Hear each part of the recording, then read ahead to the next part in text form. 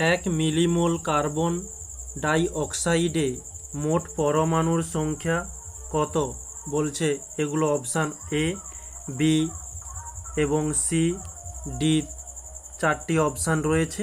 তার মধ্যে বলেছে NA অ্যাভোগাড্রো সংখ্যা। তো আমরা প্রথমত দেখে নিই, কার্বন ডাই অক্সাইডের সংকেত হয়ে থাকে CO2। তো এর মধ্যে পরমাণুর সংখ্যা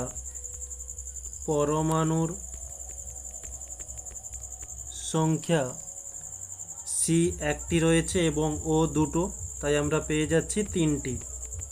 ওকে, এখন আমরা জানি যে এক মোল CO2তে পরমাণুর সংখ্যা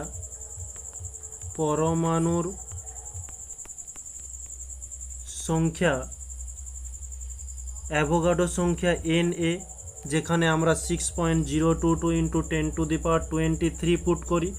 তো আমাদের প্রশ্নে বলে দিয়েছে অ্যাভোগাড্রো সংখ্যা NA, আর তিনটে পরমাণু রয়েছে, তাই আমরা 3 দিয়ে গুণ দিলাম।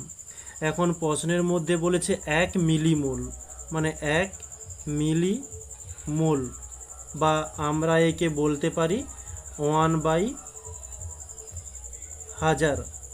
ওকে, তাহলে 1/1000 কার্বন ডাই অক্সাইডে পরমাণুর সংখ্যা কত, যে Na × 3 × 1/1000।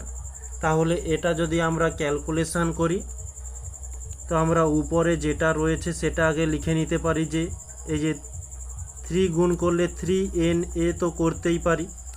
নিচে 1 2 3 তিনটে শূন্য রয়েছে, তাই আমরা এই 3-এর আগে 3কে নিয়ে 1 2 3 তিনটে সংখ্যা, তারপরে দশমিক দিয়ে শূন্য দিলাম।